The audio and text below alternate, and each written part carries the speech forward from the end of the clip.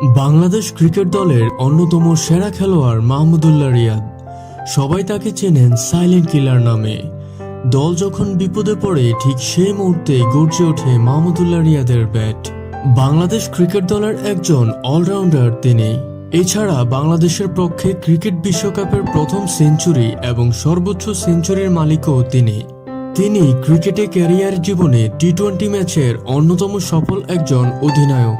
খেলোয়াড়ি জীবনে সাফল্য অর্জন করতে গেলে কতটুকু ধৈর্য নিয়ে ক্রিকেট খেলতে হয় তার বাস্তব উদাহরণ নিজেকে দিয়ে প্রমাণ করে দিয়েছেন মাহমুদুল্লাহ রিয়াদ। অসংখ্য ম্যাচে দলের বিপর্যয়ে দলকে টেনে তুলে দলের মান বাঁচিয়েছেন এই সাইলেন্ট কিলার। আজ আমরা এই সাইলেন্ট কিলারের জীবনের কিছু সেরা মুহূর্ত সম্পর্কে জানব।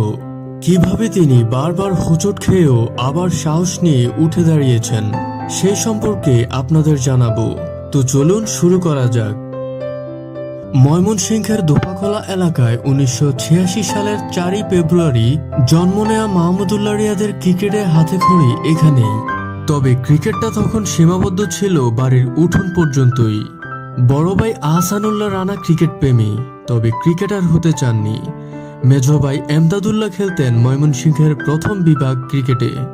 মেজো ছেলে খেললেও মা আরাফাত বেগম, বাবা মোহাম্মদ ওবায়দুল্লাহ ভাবতেও পারেননি ভবিষ্যতে বড় ক্রিকেটার হবেন ছোট ছেলে মাহমুদুল্লাহ। মাহমুদুল্লাহ পড়তেন ময়মনসিংহ জেলা স্কুলে। মা বাবার চাওয়া ছিল পড়াশোনাতেই মনোযোগ থাকুক ছেলের, কিন্তু জীবনের মোড়টা ঘুরিয়ে দিলেন মেজো ভাই এমদাদুল্লাহ। তখন ময়মনসিংহের ঐতিহ্যবাহী পণ্ডিতপাড়া মোহামেডান স্পোর্টিং সহ বিভিন্ন ক্লাবের হয়ে প্রথম বিভাগে ক্রিকেট খেলতেন। ক্রিকেটের প্রতি আগ্রহ দেখে তিনি মাহমুদুল্লাহকে নিয়ে গেলেন পণ্ডিতপাড়া ক্লাবে।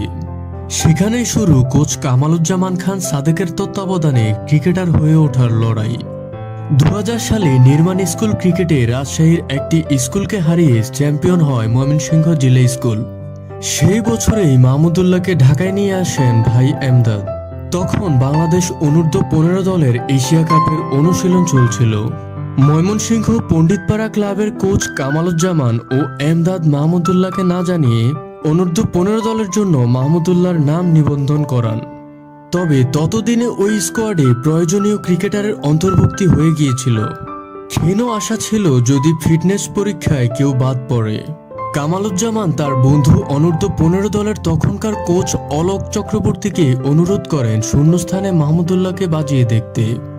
বন্ধুর অনুরোধ রাখলেন অলোক। সেবার মালয়েশিয়ায় অনুষ্ঠিত অনূর্ধ্ব-15 এশিয়া কাপ টুর্নামেন্টের মূল দলে সুযোগ পেয়ে দারুণ পারফর্ম করলেন মাহমুদুল্লাহ রিয়াদ। অসাধারণ সেই পারফরম্যান্সের পর 2002 সালে সুযোগ পেলেন ধানমন্ডি ক্লাবে। ক্লাবের কোচ জালালকে প্রিমিয়ার লিগে খেলার সুযোগ করে দিতে অনুরোধ করলেন মাহমুদুল্লাহ রিয়াদ। কোচ সুযোগও দিলেন। এরপর থেকে কেবলই এগিয়ে চলা।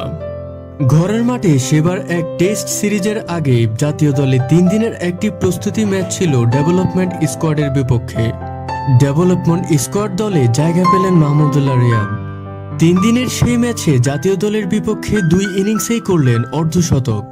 ওই ম্যাচের পর তাকে ভালোভাবেই চিনলেন নির্বাচকেরা।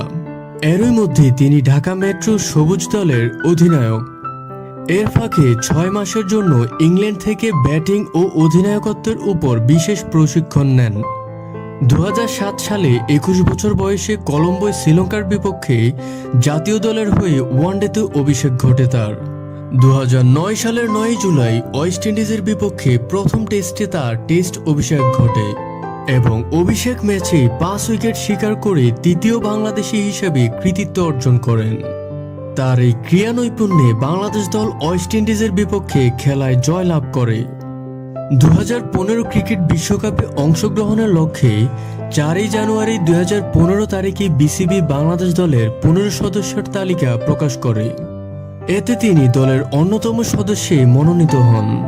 5 মার্চ 2015 তারিখে স্কটল্যান্ডের বিপক্ষে গ্রুপ পর্বের চতুর্থ খেলায় তামিম ইকবালের সাথে 139 রানের জুটি গড়েন তিনি। পরবর্তীতে সাকিব মুশফিকের অনন্য নৈপুণ্যে ওই খেলায় বাংলাদেশ দল বিশাল রান তাড়া করে 6 উইকেটের কৃতিত্বপূর্ণ জয়লাভ করে। এর ফলে বাংলাদেশ সফলভাবে একদিনের আন্তর্জাতিক ক্রিকেটে সর্বোচ্চ রান তাড়া করে বিজয়ী হয়। 9 মার্চ 2015 তারিখে অ্যাডিলেড ওভালে অনুষ্ঠিত গ্রুপ পর্বের পঞ্চম খেলায় ইংল্যান্ডের বিপক্ষে অভিষেক সেঞ্চুরি করেন তিনি। এর ফলে বিশ্বকাপের ইতিহাসে প্রথম বাংলাদেশি ক্রিকেটার হিসেবে বাংলাদেশের পক্ষে প্রথম সেঞ্চুরি করেন তিনি। পরবর্তীতে রুবেল হোসেনের প্রশংসনীয় বোলিংয়ে বাংলাদেশ 15 রানের ব্যবধানে জয়ী হওয়া সহ কোয়ার্টার ফাইনালে উন্নীত হয়।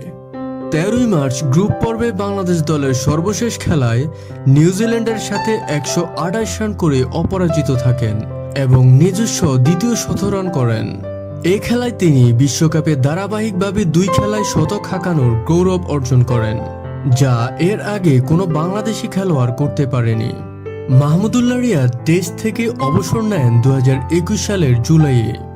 জিম্বাবুয়ের বিপক্ষে টেস্ট ম্যাচের সময় বাংলাদেশের টেস্ট ক্রিকেট থেকে অবসর ঘোষণা করেন। সাকিব মাশরাফিদের মতো মাহমুদুল্লাহ বাংলাদেশ ক্রিকেটের মূল স্তম্ভগুলোর মধ্যে একটি, তবে অন্য সবার মতো নয় তার পথ চলা। প্রতিটি ধাপে নিজেকে প্রমাণ করে যেতে হয় রিয়াদের, কেননা সাকিব মাশরাফির মতো তুমুল দর্শকপ্রিয় নন তিনি। তাকে নিয়ে মাতামাতি কিংবা আলোচনা অন্য সবার তুলনায় নিতান্তই কম হয়। তবে নায়ক কিংবা পার্শ্বনায়ক ভূমিকা যেটাই হোক, যেই কীর্তিগাথা রচনা হয়ে গেছে তার হাতে, তাতে বাংলাদেশ ক্রিকেট ইতিহাসে অমরত্ব পেয়ে যাবেন। যতদিন বাংলাদেশ ক্রিকেট বাঁচবে ততদিন মাহমুদুল্লাহ রিয়াদের নাম মনে রাখতেই হবে। না রাখতে চাইলেও রেকর্ড এসে দাঁড়িয়ে যাবে চোখের সামনে, মনে করিয়ে দেবে একজন মাহমুদুল্লাহর সত্যিই খুব বেশি প্রয়োজন।